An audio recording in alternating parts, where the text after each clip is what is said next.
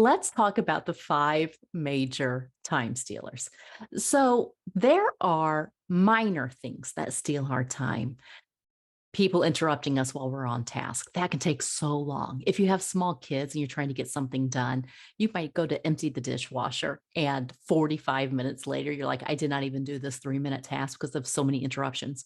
Same thing as when you're in an office setting and you're trying to get something done and there's a knock on your door, and you're trying to get something done and there's another knock on your door, and you're just trying to write an email. And every time that you get interrupted, it takes minutes, or maybe it's not you, but me, it takes so many more minutes to get back in task. I remember at one job, I didn't even have an office, it's kind of an open space. And so I literally had to train myself when somebody was coming up to me. I would grab my pen and I had a pad and a piece of paper right there. And I immediately would write down what I was actually doing before I would answer them, just so that I have nowhere to jump back in. Minor time stealers can be major.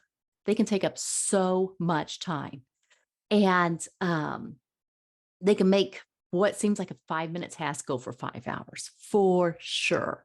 And the way that I recommend that my clients deal with these minor time stealers, time interrupters is how I think of them, the time interrupters, is go with some kind of block schedule or some kind of scheduling that works with your personality. And this is kind of a side tangent, but so many times we do not take our own unique creative being, our own personality into the systems that we try to use. It might work for somebody to be super, super regimented, but maybe you're a free flowing spirit and it doesn't work for you. That's okay. The point is to find the system that works for you. And that's it's a little bit of trial and error. I've been studying this for a while, so usually I know a couple of different systems to go with somebody, but one of my favorites to deal with these minor time stealers is to use block scheduling. And what I would recommend by doing that is block out 30 minutes to an hour to really get something done and to just like work through a to-do list or something and just stay focused. So that looks like turning off notifications on your phone. That looks like turning off notifications on your computer. That looks like putting a do not disturb maybe on your desk. That looks like, if you're working from home, putting a really good episode on the TV and telling the kids, for the next 30 minutes, I'm going to get something done. Do not interrupt me unless you want to do some extra chores. There's all kinds of ways of doing this. But if it's amazing how much we can actually get done with 30 minutes of focus time, if we can keep ourselves focused and train everybody else to give us that little space. But those are just the minor time stealers, the minor interruptions that can lead to major. But there are 5 major time stealers that can have us not losing a day, but have us losing whole seasons of our lives, whole years of our lives. Feel like we are spinning our wheels for days on end, weeks on end, months on end. And so I want to tell you the 5 areas to look out for if you are a person that really wants to live an intentional life, like you are somebody who has multiple important responsibilities, areas of responsibility that you've taken on. Like maybe you're trying to raise a family while also run a successful business. Maybe you're trying to build a side hustle at the same time that you're still working full time, at the same time that you have kids that you're taking to school, all those things. When you're holding these multiple big responsibilities, well, we need to make sure not that we're being the most efficient with our time, but actually that we are using, it's not about efficiency. It's about productivity. It's about doing the most important thing first. That's what I'm trying to say. It's about priority, not efficiency. Okay. So, but this is what kills me. So, as I'm recording this, it is August of 2023. My husband just recently flew to Bend, Oregon, and it took him 8 hours flying from Tampa, Florida. Okay, what's ironic is this: it only took him 8 hours. I mean, it sounds like a long time, but that's all the way across the United States. However, about 100 years ago, that would have taken 8 months by covered wagon. Or I looked it up by car. If you drove straight through 41 hours, if you broke it up, I mean, it would take at least 3 days. So we have all these modern conveniences that theoretically should have given us so much time back, especially, I think, us as women. We do not have to wash our clothes by hand anymore.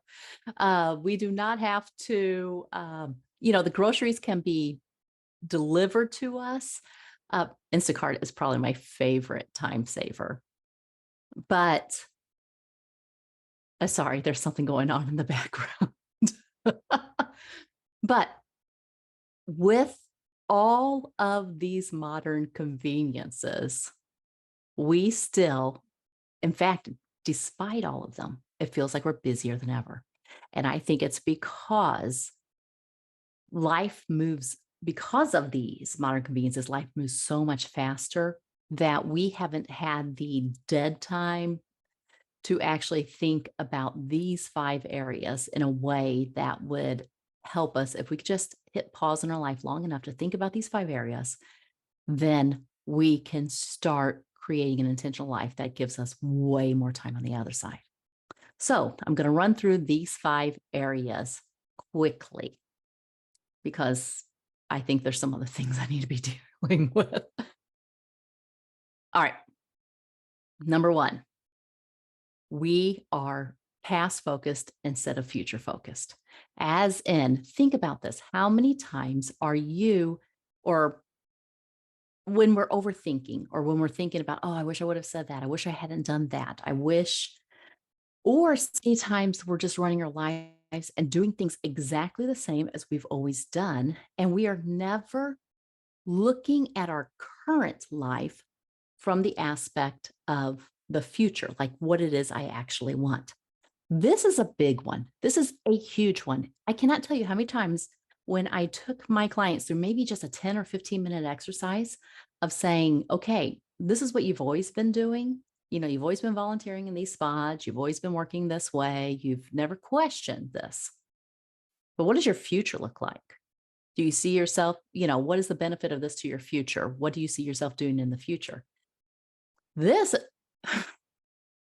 so many times when we switch from a past view of our life, just, living every day on repeat, to a future view of our life, of this is what I'm thinking that I'm going to want in 1, 3, 5, 10 years, we usually end up making big shifts in activities like, oh, yeah, maybe I do have my kids signed up for too many activities. Maybe I just need to take the time to ask them which one is the most important one to them.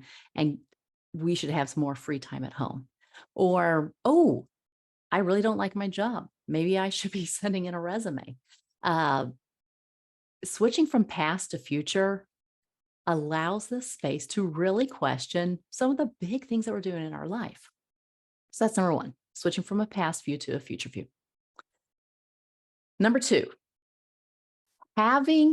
working from a to-do list. So these are the mistakes we're making. We work from a to-do list all the time instead of working from our priorities. So that looks like somebody has something for us to do and we just write on the to-do list and we never question it and we never look at other ways of, maybe eliminating it, maybe automating it.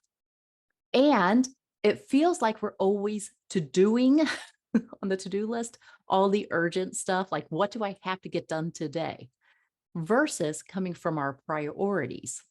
And this feels like us planning ahead, like looking forward to the week and saying, hey, I want to maybe do some meal prep, or I want to make sure that I make time for this person in my life. See, it's so crazy that, when we list our priorities, so many times people are our priorities. Yet we don't really put people on our to-do list, you know? And every task expands to take the time that you give it. So we need to make sure that we're scheduling our priorities first before we get stuck in our to-do list mentality. All right, that's mistake number 2, getting stuck in a to-do list mentality, rather coming from a priority mentality of making sure that my priorities are already scheduled before I get stuck into all the minutia and the busy work. Mistake number 3. So the first mistake was from the past to the future. Mistake number 2 is getting stuck on to-do lists instead of working from your priorities. Mistake number 3, saying yes based upon outside expectations instead of our inner values. How many times have you caught yourself saying yes to something that you really, really wanted to say no to? And the reason we do that is because we feel bad for saying no. We feel bad for saying no if we can possibly say yes. And so we say yes way too many times, way too often, and we don't leave any buffer area in our own life. We do not leave any white space in our calendar. We do not plan for things to not go exactly as we plan for them to go. So this is why we feel so busy, and we end up it's a time waster because it's things that probably don't need to be doing at all. So what I do when I'm talking about this is I just talk to my clients about what is it that is really important to them. What is it that you want to demonstrate to your employees? What is it that what values do you want to demonstrate to your family? What values are important to you to live up to? I remember one time when one of my clients was like, I'll tell you what, one of my values is not. It's being in this hurry mindset. I feel bad for hurrying my kids all the time. And it's like, oh, okay. So it sounds like you have a value of you want to have a calm parenting. You want to enjoy the season of life with your kids. And she did. And it looked like she had to stop being so optimistic about how her time was going to go and how much they could get done in a short amount of time. So one of the things that'll help here is don't say yes to anything unless it is backing up one of your values. And don't say yes to anything unless you know what you're actually saying no to on the other side. If I say yes to this, then I'm going to be saying no to that. All right, so that's mistake number 3, is saying yes based upon outside expectations instead of your inner values. That's a tricky one. You're going to want to play with that because it can be hard. And I speak from my own personal experience. It can be hard if you're a reforming people pleaser. One of the things that helped me was just to learn to pause before I gave somebody an answer when they would ask me something. I say, I need to get back to you. I need to think about it. And just give myself a second, because my automatic go-to for so many years was, sure, I can make that work. Well, I could make it work. My life was so filled to the gills, and the people that I loved the most and wanted to spend the most time with, and I'm a person who loves quality time, I was not giving them any quality time, any of my best time. So I had to learn to say yes based upon my inner values rather than other people's outside expectations, and be okay with that. And it takes practice, and you're going to fail a few times, and that's okay too, because you just keep on getting better with practice. All right, mistake number 4 is this. We get stuck in stress rather than just figuring out a system. And there's so many ways. My favorite story is the fact that I lost my keys to my dorm like 3 times before it dawned on me as an 18-year-old to just assign a home. That is a system. Assign a home for your keys. As soon as you walk in the door, put your keys in that bowl on that dresser before you do anything else. Now, maybe you don't have that problem. Maybe you're not dealing with as much scatterbrained as I was, or as I can if I do not have enough systems in place. But I'll tell you what, taking the 3 seconds to just put your keys, put your purse, put whatever it is away right then and there, giving it a home, putting it away, rather than the minutes on the other side, lots of minutes of looking for something that's lost, something that has walked away, something that somebody has obviously moved because it's usually here. That is just um, one type of stress that can be solved with a system. Here's another one. I had a client one time that was always on the phone, could get nothing done because he had just trained himself to answer the phone when it rang. And I'm just like, no, do this. I want you to let everything go to voicemail. He's a business owner. There's so many demands on his time. Let everything go to voicemail and take care of it at lunch and then take care of it at the end of the day. And so people are only ever waiting 4 hours. They can wait that long for an answer from you. And then as you develop that, pay attention to some of the most common questions, because eventually you're going to want to hire a secretary who is going to want to be able to field those calls for you. But right now, while you cannot hire a secretary because you don't even have enough time to look for the appropriate person, put your phone on silent so that you can concentrate on the things that matter most for the company, which is not fielding the customer's call the minute it happens. It made a huge difference for him. Huge difference.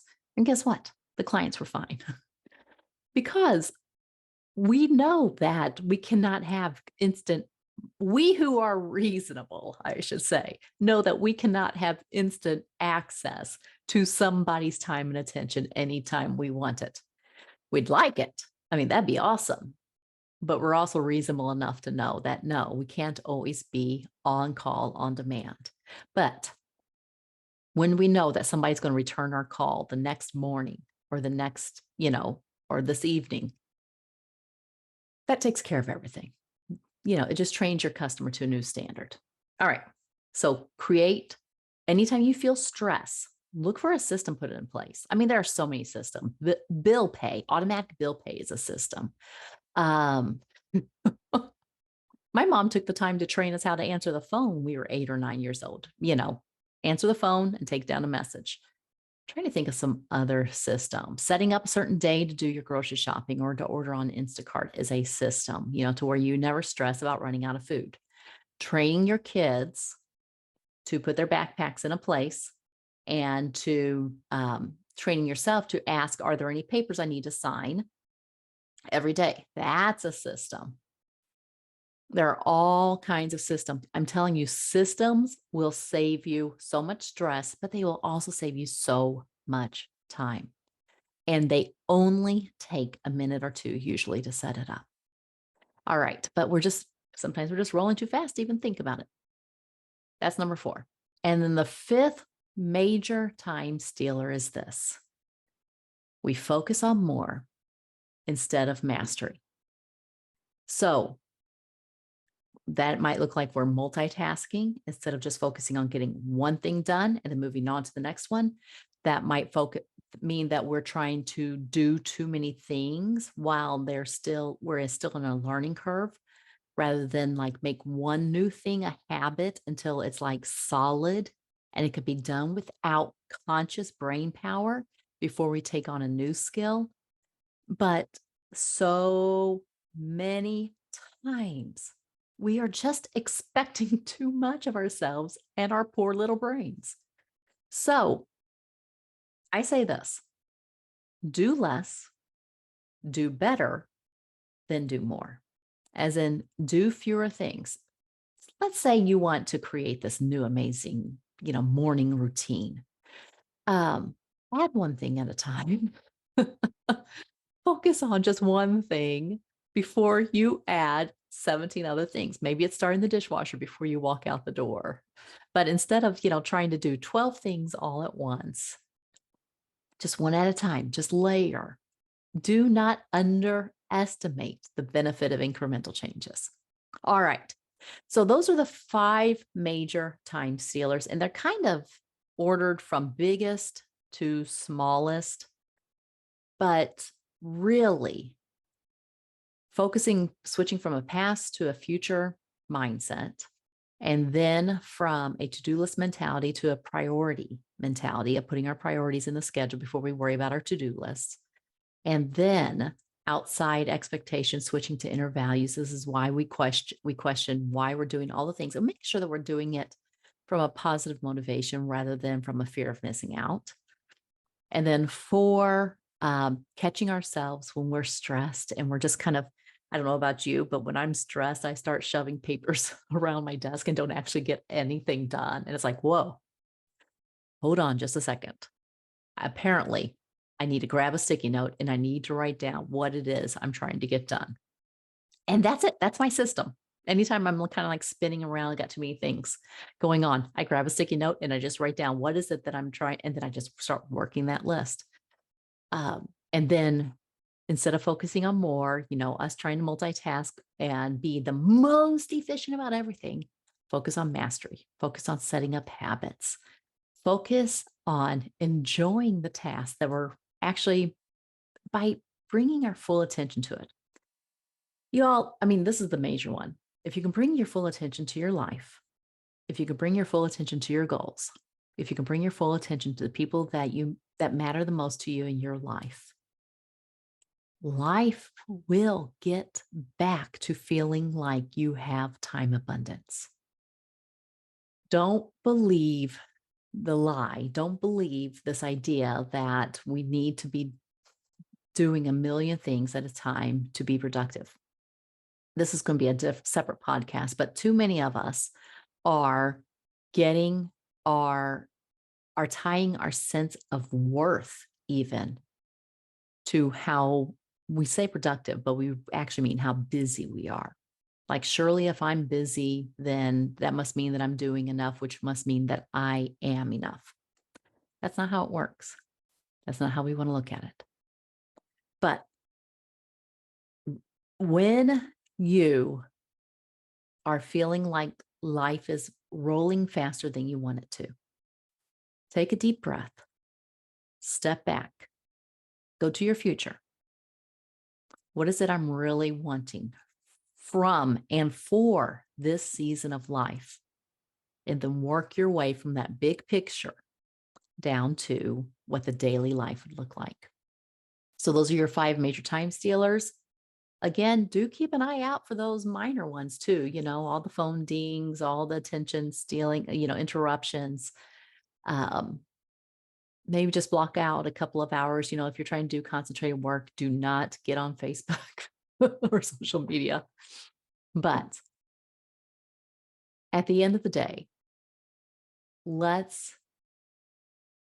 I think that the goal that we're all looking for is that we feel in charge of our own life rather than feeling like our life is at the whim of somebody else's schedule or agenda or even our phone notifications. So we can feel like we are in charge of our own life, in control of our own days. Take back control of your days. All right, so those are the 5 major time stealers. I hope this has helped. If you have any questions, leave a comment. If you enjoyed this or you think it would benefit somebody else, then feel free to share it with somebody else. And let's get the word out that we do not have to be running like crazy all the way through life to enjoy a good life. In fact, it's kind of getting in the way of us enjoying a good life. All right, well, that's all I've got for you today. I will talk to you next week. Bye-bye.